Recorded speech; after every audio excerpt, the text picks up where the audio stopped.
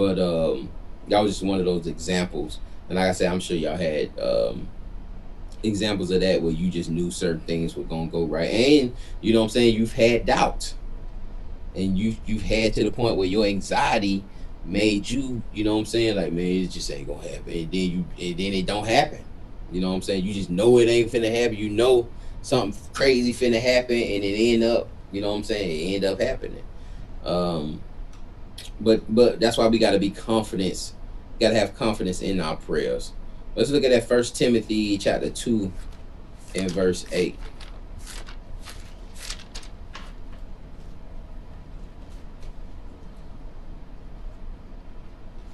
This is the book of First Timothy, chapter 2 and verse 8.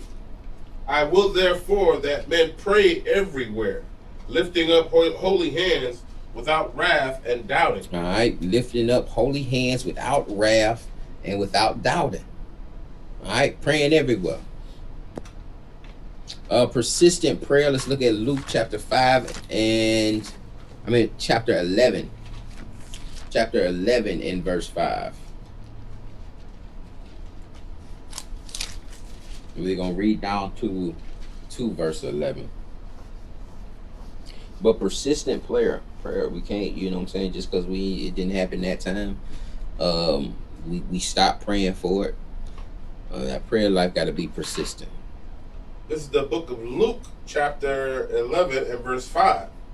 And he said unto them, which of you shall have a friend, and shall go unto him at midnight, and say unto him, friend, lend me 3 loaves, for a friend of mine in his journey is come to me, and I have nothing to set before him. So he's, and again, with this text, you see culturally, sometimes you got to pull certain cultures and traditions out of the text. You see a friend is coming over, and he having to ask his other friend, and he expecting his other friend to have compassion for him, because he said, look, bro, I got somebody that came over, and I ain't got nothing to set before him.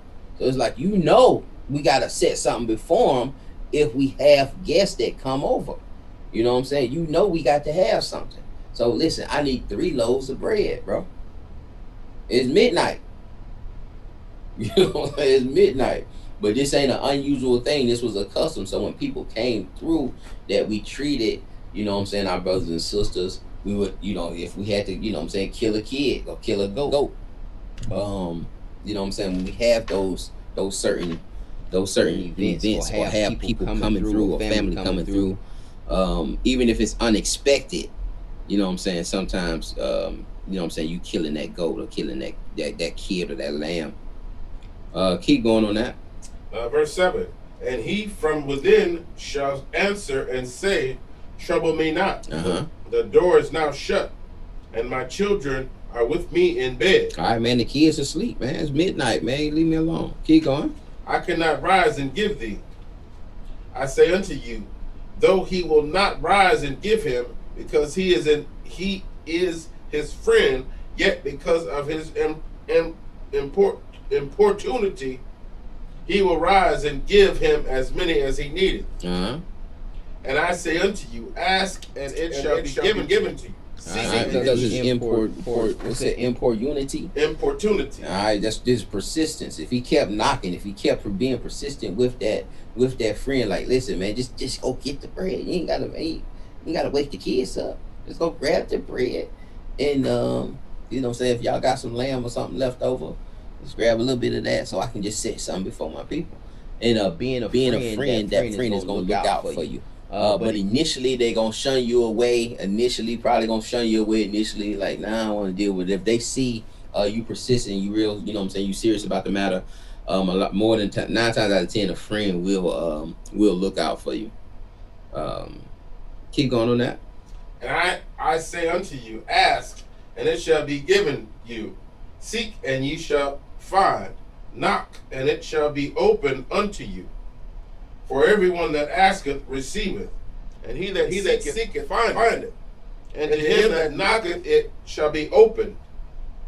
If a son shall ask bread of any of you that is a father, will ye give him a stone? Or if he ask a fish, will he for a fish give him a serpent? Keep going. Or if he shall ask an egg, will he offer him a scorpion? If ye then, being evil, know now to give good gifts unto your children, how much more shall your heavenly Father give the Holy Spirit to them that ask him? All right, so how much more would the Most High give unto us if our wicked butts know how to give good gifts? Prayers of the righteous. We've seen prayers of the poor, prayers of the righteous, and we've seen prayers of the unrighteous not being answered. Let's look at James chapter 5 and verse 13.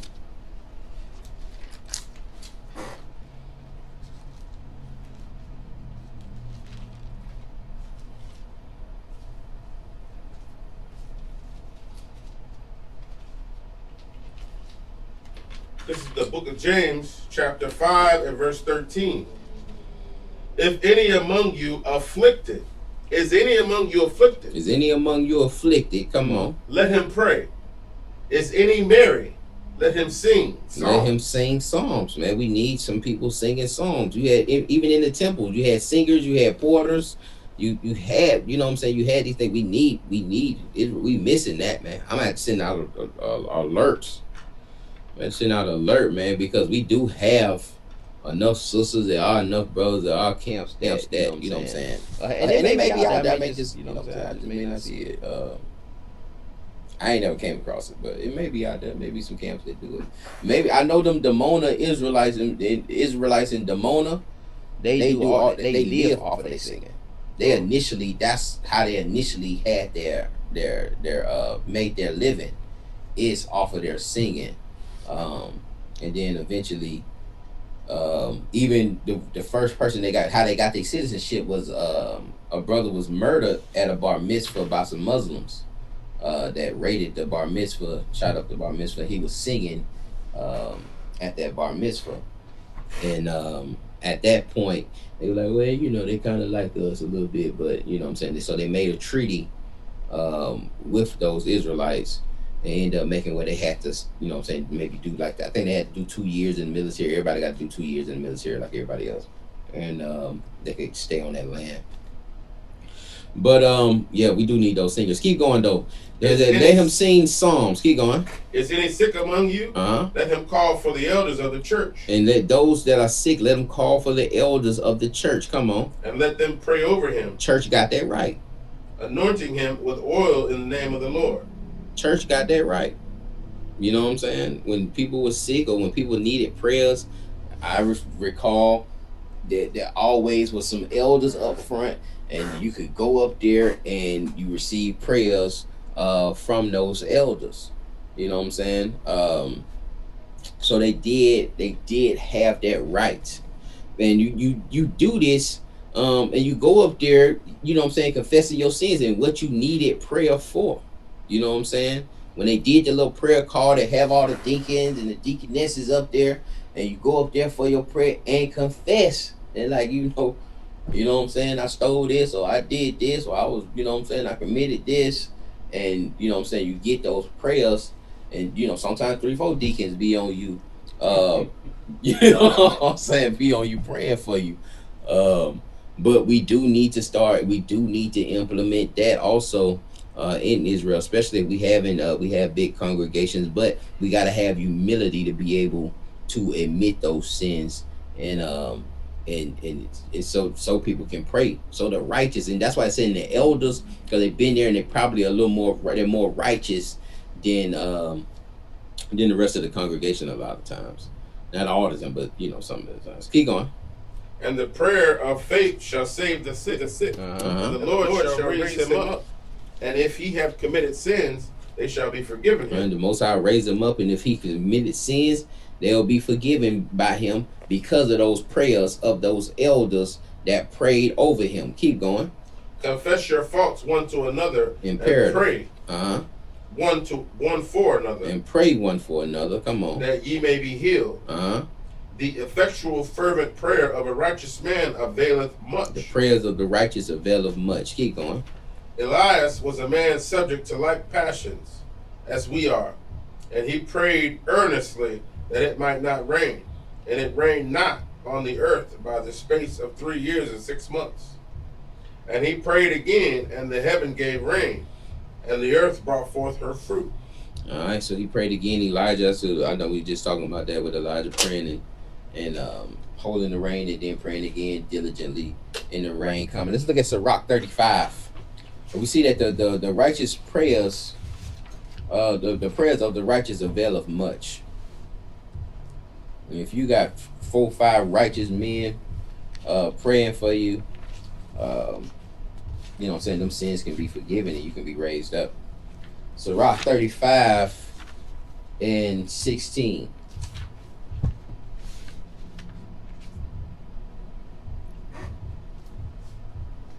This is the book of Ecclesiastes, chapter 35 and verse 16.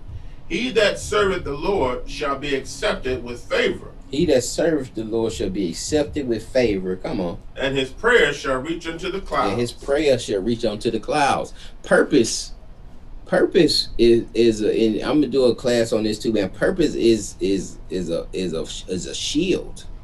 You know what I'm saying? Purpose is like an extra fortification. Being that we see a lot of people like David should have died for some of the iniquities that he committed, but because of his purpose, because of his service and his purpose that the Most High placed on, like he you know what I'm saying, he was able to be forgiven, and his prayers reached through the clouds. You know what I'm saying? Being a service unto the Most High can be an extra form of protection. And as we see here, you can get some favor, and those prayers can reach out unto the clouds. But if you somebody that you ain't really got a full service unto the Most High, he can do anything with you, man. You know what I'm saying? He may not have that same favor with you. I feel like, you know what I'm saying, that's why I don't go through a lot of things, because of my purpose, because of my service. You know what I'm saying? You know, I've been here every Sabbath. It's every Sabbath. And I be like, dang, I ain't missed the class. I ain't been sick. I ain't even get sick where I had to miss a class. I ain't, you know what I'm saying? I haven't had those issues, but it's because of an extra layer of protection because of service. You know what I'm saying? Because of service. You know, you like I say, you ain't really committed. You ain't committing your works to the Most High. You may not have that same protection. So certain things may pull you out of there because it ain't really necessary for you to be there. It don't really need you to be. It don't really need to send no extra angels, wasting them angels to protect that joker when it ain't really, that service ain't really committed. So a lot of things can pull you out. So purpose can be also an extra shield. And we see that here too, that he that serveth the Most High shall be accepted with favor and prayer, and shall reach, and it's, you know what I'm saying, his prayer shall reach unto the clouds. Let's look at 1 Peter chapter 3 and verse 12. But I will be doing like a little lesson on that, probably under 10 minutes. It won't be like a whole class, but it'll just be about, you know what I'm saying, just shielding yourself with purpose. Matter of fact, that'll be the name of it. All praises. Shielding yourself with purpose. 1 Peter 3 and 12.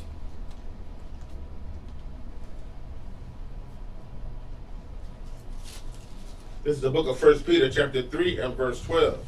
For the eyes of the Lord are over the righteous, and his ears are open unto their prayers. It says the eyes of the Lord are on the righteous, his ears are open unto the prayers, unlike those that are unrighteous, unlike those that are in sin and iniquities, that have separated themselves from the Most High.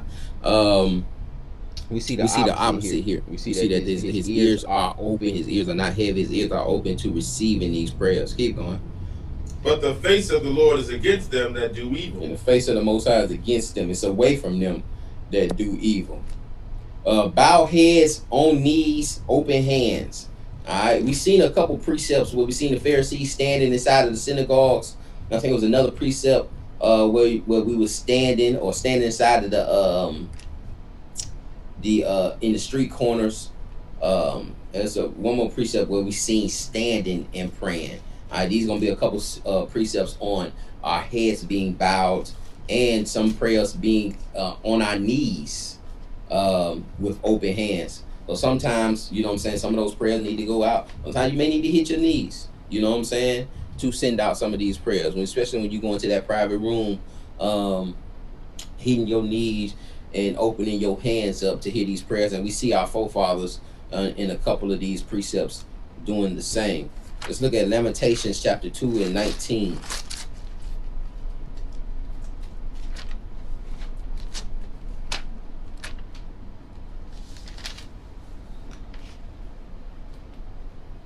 This is the book of Lamentations, chapter 2 and verse 19. Arise, cry out in the night. In the beginning of the watches, pour out thine heart like water. In the beginning of the watches, come on. Pour out thine heart like water before the face of the Lord. Lift up thy hands toward him for the life of thy young children that faint for hunger in the top of every street. All right, so we see that lift up our hands toward him for the life of the young children who are starving. Let's look at 1 Kings chapter 8, verse 54.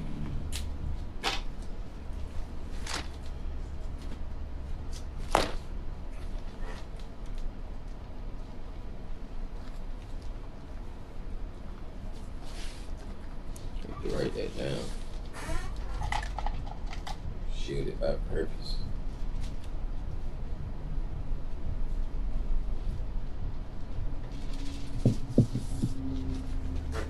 This is the book of 1 Kings, chapter 8 and verse 54. And it was so that when Solomon had made an end of praying all this prayer and supplication unto the Lord, he arose from before the altar of the Lord, from kneeling on his knees, and his hands spread up to heaven. All right, so we seen Solomon at the end of his prayer raising up from his knees. We see Solomon on his knees with his hands open, sending up those prayers. All right, let's look at Nehemiah chapter 8 and verse 6. And again, Christianity got that right also, because sometimes you went to that altar. I'm just speaking of my personal. I remember going up there and having to kneel down. They had the little bench with the little soft cushion. Had the little bench with the soft cushion, and some of these I know, because it's just so many lies and so much trash in that place that we just want to throw the whole thing. You just want to throw everything away. But there are some things. And if you did it, other Israelite council will say you now get it. Oh yeah, they'll say, yo man, you know, some brothers. They off now. Right. Them brothers totally off, man. Them brothers up there, they praying on their knees in there, man. They got brothers praying on top of brothers, and they praying on their knees. They off. They got choirs like church. They got the choir in there now. They got drums. Oh man. They got the kids choir. You juggle this done went off. Where we at? 1 Kings 8:54? No. The Nehemiah. Nehemiah 8 and verse 8 and 6. Chapter 8 and verse 6. And Ezra blessed the Lord, the great God, and all the people answered, Amen, amen, with lifting up their hands. And they bowed their heads and worshiped the Lord with their faces to the ground. All right, so they bowed their heads. We see a bowing of heads. We see open hands. All right, and we see an example of actually being kneeling down. Let's look at Psalms 141 in verse 2.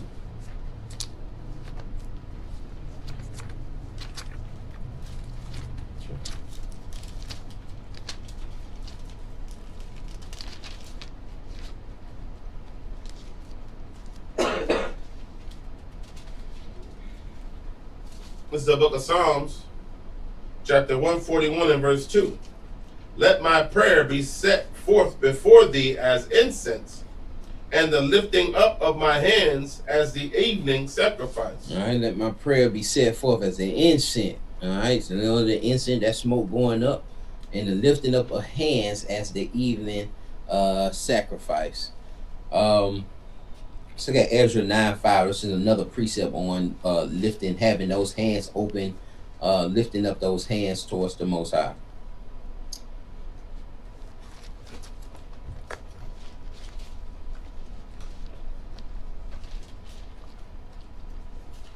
This is the book of Ezra, chapter 9 and verse 5.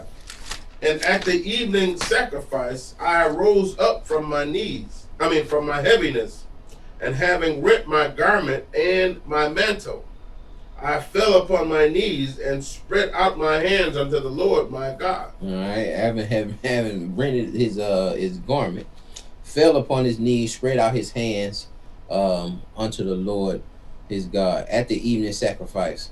So just see another example of falling on knees and spreading out hands. A few other examples also, but just for time purposes, I didn't put them in here. Pray for them. All right, let's look at Job 42 and 10.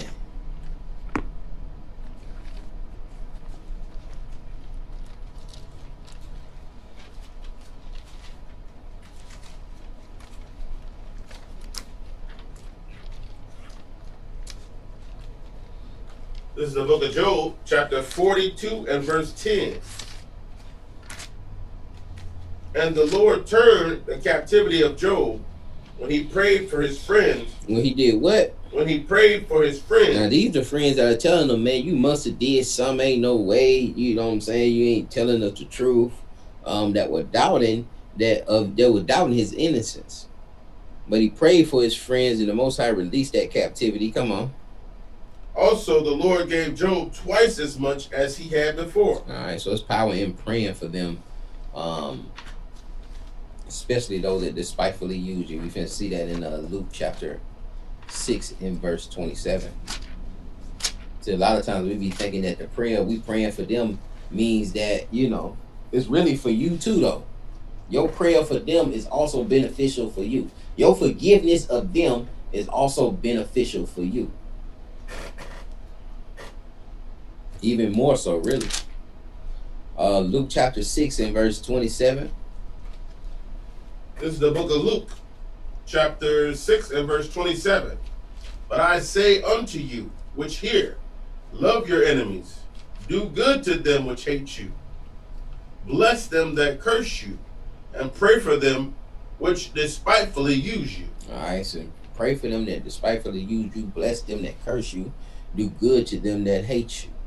All right, pray for them. That's one thing, like a lot of people, you know, they'll take it out of context and think that means some KKK person that do something to you, you know, just forgive them and you know, let them continue to beat you or whatever. When you know, as far as like loving our enemy being fellow Israelites and people of Israel, not necessarily turn the other cheek to another nation that slap you, that you turn the cheek and just let them slap you again. Right. It's like it's instances where if you defend yourself, you defend yourself.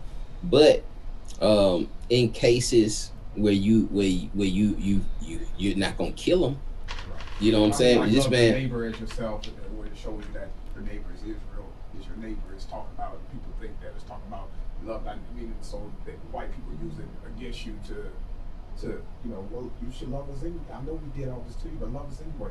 And when it's talking about loving your fellow Israelite family, Right, not right. loving your enemy as in the other nations, your enemies within Israel. what was that case with the white cop went in that shot the young boy, shot the kid, shot the brother, and then the young boy in the courthouse when they hugged her. Oh, yeah. Yeah, right. That's not. See, a lot of us say that's not. But see, I would disagree because how does he heal from that if he's not gonna kill her? The only way to heal is for him to kill her, or forgive her, or to let it go. But if you hold on to the bitterness, then you're gonna end up taking that out on somebody else, somebody that you can do, who is your neighbor. That's why a lot of that black on black crime do be spurring up too. Also because we not taking that stuff out on our enemies. So if we not gonna go back and retaliate, there's no need to harness the anger if we not gonna kill them. But I told you that incident, I was finna kill him. I was finna kill him. It wasn't no. I ain't tell y'all about that, but it was an incident where last week I got pulled over by a cop after I just had an interaction with him. Like, man, you knew I was finna pull out, like some road rage. He got road rage at me, and then I was finna kill him. I wasn't finna. I ain't finna cut the camera on and be da da da da woo woo. You know what I'm saying? I wasn't finna be one of those little. But you can't harness that anger. If you harness that anger, when we get around each other, we gonna pull it out on each other. You know what I'm saying? So the only way for that young man to heal after his brother has been killed is, and if we're not saying not to kill the lady, if we're not gonna go and kill her, and we're not telling him to go kill her, how are we telling him to heal from this matter? Go ahead, Al. You know how David said that he hates with a perfect hatred. Right. Just because you hate don't mean that you gotta go kill someone, or that just because I have a perfect hatred for, let's say, Edom or whoever, doesn't mean that that means I forgive them for all they've done to hanging out my ancestors and stuff. I don't just forgive them. I hate them with a perfect hatred. But that don't mean that I'm in sin because I hate them with a perfect hatred. Because David hated with a perfect hatred. He wasn't in sin. So I'm not in sin if I hate with a perfect hatred. But David did David did, y'all I said, but David had a purpose that protected David, right, from a lot of stuff. And we just went over a couple of precepts about the importance of forgiveness, on how we need to be forgiven by the Most High. At the end of the day, this ain't our war. Vengeance belongs to the Most High. Right. You know what I'm saying? It really ain't got nothing to do with us. We need to just be separating ourselves for his wrath. And if he chooses us to pick up a sword and go out here and kill these folks, then all praises. But if you know what I'm saying, and it ain't nothing wrong with looking forward to that day. But at the end of the day, psychologically, it's not fruitful for you to have the hatred, and then you not. That's why we have brothers, because we're not dealing with this. We have brothers that are on the corners just screaming at Esau. Oh, yeah. You know what I'm saying? Because we telling them, man, we need to be hating the white man. Now we can't be at the same spot saying, man, we need to be hating the white man. Then we got these young brothers saying, hey, Esau, you're going into slavery, I'm gonna cut your kid's head off. You and your little girl. See your little girl looking at me 5 years ago, I'm a killer. We can't. That's where that's coming from. That's where that's coming from. That's why that energy is coming from. But it tells you don't let that cause you to sin. Meaning that you don't let that hatred cause you to go out and shoot somebody. You don't have to go shoot somebody because you don't like someone. There's no law to say you got it because I don't necessarily like whatever. I can still deal with them. I can still go to work with them. I can say hello, how you doing, shake the hand, do business with them. But I don't mean that because I don't particularly care for them. They do it with us all the time. It's a difference though. It's a difference for not caring about somebody. Right. I don't like the other nations. Right. Never like white people. Really. I guess hatred may be a strong word. But hatred, brothers, you know what I'm saying? Brothers do, that's why I feel like that's, and I could be wrong, but I feel like that's where that energy's coming from, is because we're saying that we can hate Esau and you're gonna run into issues. That's why we continue to run into issues about not abhorring the Edomite. We continue running into issues with that actual precept and having to go over that, you know what I'm saying, with Christian apologists and urban apologetics, because we not dealing with it, and we don't want to forget because it is painful. You know what I'm saying? Because of what they did. I understand. Listen, I've been to KKK rallies in tears. I've you know what I'm saying, before I came into this truth, I was, you know what I'm saying, with the protests and all that. And you know what I'm saying, I have to catch myself. But at the end of the day, if you're not going to kill them, what's the purpose of the anger? If you're not going to go out there guns hole blazing, there's no need. The anger's only fueling, you know what I'm saying? And then you mess around and get angered. That's how, you come home from work and get mad at your wife because of something that happened at work. Because you couldn't say nothing back to him. You know what I'm saying? That cracker, try me at work. Try me. And then you come home and then you know what I'm saying, you release out on your kids, or you release out on those closest to you, or somebody that you're gonna release out on, and you know there's not gonna be the same consequences as you killing a a white person. You know what I'm saying?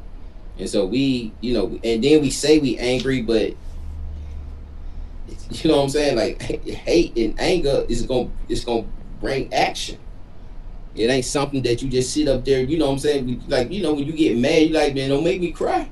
Or I'm gonna mess around and you know what I'm saying. You finna do something. Um, us as a nation, we may say we angry, but we don't. It's just entertaining, for us. But we don't really hate Esau or these other nations. We don't. But that's a facade that we're playing because of the whole Israelite movement and how we've been taught. You know what I'm saying? We've been taught. I done sat with certain camps where they won't let a white person pass by without telling them, "I'm gonna kill you. Yeah, you going into slavery, and I'm gonna make sure I'm gonna kill you. I'm gonna kill your child." The little girl smiling at me. I'm gonna bash her head on the stone. I'm gonna bash her head on the stone. And you may be teaching. You may ain't be. He not even teaching. He just the one's in security. He just whisper it to you. I'm gonna kill your child. And mean it. And convicted with that. but go ahead, Yeah, I was gonna say, yeah, you are right as far as like a lot of they'll act one way, and then if they weren't in the Israelite area, yeah, you might see a white person come up and they want to shake their hand, they won't shake their hand. But if they were at somewhere else and they were in front of everybody, they would shake. They would shake their hand. They would shake their hand. But I'm with you, like you know, you know what I'm saying. I just don't want that you know what I'm saying. Us Hatred to like be the hatred like the rage hatred. Right, yeah. right. And we just gotta know that I know how much I need to be forgiven, and if I can't kill him, I need to just let it go, and let the Most High handle it. You know what I'm saying? At the end of the day, where we was at? Nope. Oh yeah, we finished that, didn't we? And pray for them that despitefully use you. Oh, okay. Yeah. All right, these just a couple of honorable dimensions. It's just two more slides, and then we'll close up. First Thessalonians 5:16, and that's also another example of covering with purpose, because you know that situation with that police officer, it could have went sour. When him getting behind me, pulling me over just after we had the altercation on some just, you know, you seen y'all about to pull over. I ain't even say anything. I just kept driving, and then get behind me and then pull me over. And so at that point, I know that this ain't just a pullover for something legal. This is because you mad that I didn't let you get out when you wanted to get out. Because I was trying to let you get out, but then you wasn't paying no attention. But get out like he had the end. I'm going straight like this. He's right here, but he playing with something up there. He not paying attention. So then I go ahead and start going, and then he just come down and look and almost hit my car, and then start screaming at me like, "Man, you see I was about to come out? You think I was about to come out?" And then get behind my car. At that point, I put one in the chamber. Like, you know what I'm saying? You this some road rage. Right. You might come up here and try to do something. If one of us got to die, it's gonna be you. I ain't got no kids. I ain't, you know what I'm saying? I played through all of that. But anyway, the Most High protected me. He ain't even get up on the car real good before he said, "Mr. King, you know what I'm saying? I apologize. I thought I seen the warrant. I ain't seen no warrant. It's, you know what I'm saying, going." And he could have just been playing with me. But either way it go, the situation was diffused without me even having to give my ID or anything like that. I would say when I was about, I guess I probably was 20, and in South Carolina they had what's called SLED, which is like the federal police or whatever. They kind of overlook all the police schools. So I was in this area, and I passed on a solid line. I didn't know it was a police or a SLED because it was like double lines, and he was in like an SUV. So I went around him, and he turned his lights on, and so I pulled over, and he jumped out the car, ran over, "Give me your ID, da da da." said, who you think you're talking to? And he was like, I'm talking to you. I said, so be it. And so I got my ID, and he kept talking, right? I said, you need to just go ahead and take this ID and do whatever you're gonna do. And so he went. He said, so he went to his car, and then he came back. See, and during that time, I was still in the Marine Corps, so I was pretty rough at that time. I didn't care who you are. And so he came back to the car, the white cop, and so he was like, he said, people have been killed on this road, blah blah blah. If I'm gonna radio all the police and let them know if you're on this road again. I said, you do whatever you need to do. And he's like, you know, I had a friend in the car with me and everything, Right. you know, and I know it ain't gonna go like that. And so he was like, I said, you do what you need to do. And he's like, I'm going to the when I get back to the office, I'm gonna look you up in the system and look your information up in the system because they got, I guess, access to whatever they got it because they slay it. And so I said, you do whatever you need to do. So he gave me my ID back. It was more stuff. I forgot what everything I said. Because when you get angry, you know what I'm saying? Right. And you matching his, Yeah, I was matching his. You anger. ain't gonna talk to me in kind of way. I said, I don't know who you are.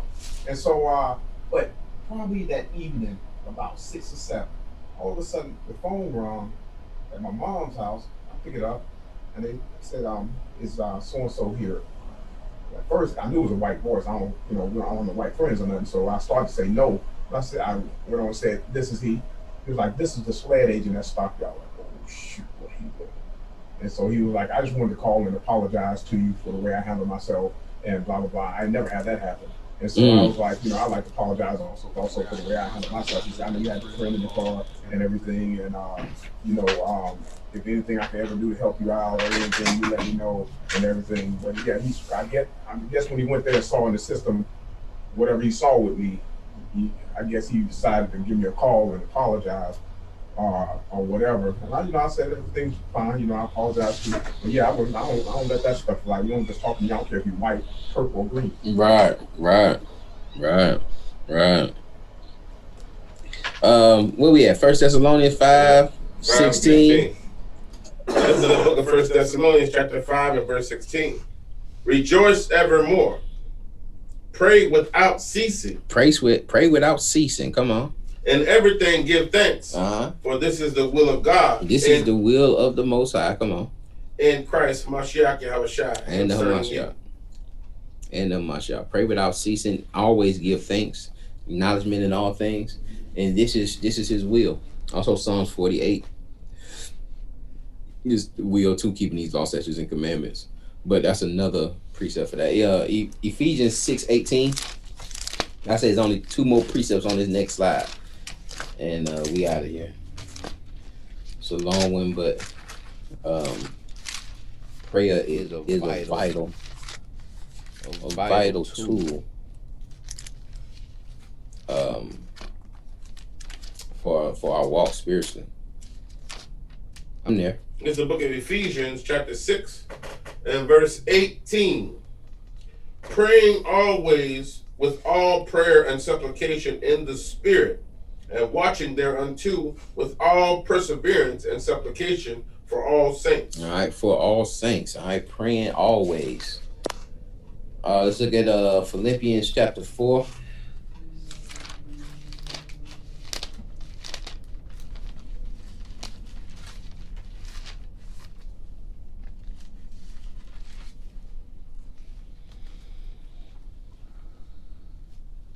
This is the book of Philippians chapter 4 and verse 6.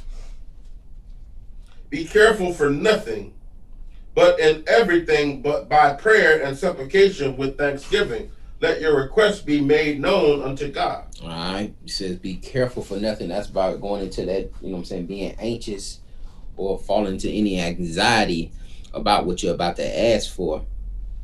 But in everything, by prayer and supplication with thanksgiving, let your requests be made. Not worrying about if it's going to be really supplied to you, not nervous about it, but being confident. Let's finish out this class, Matthew chapter 24. 26. Come on, get me right. This is the book of Matthew chapter 26 and verse 41. 41. Watch and pray that ye enter not into temptation. The spirit indeed is willing, but the flesh is weak. All right, so that's why another reason why that continual prayer, there's always something to pray for, because the flesh is weak. I mean the spirit is weak, but Shalakia? The spirit indeed is willing, but the flesh is weak.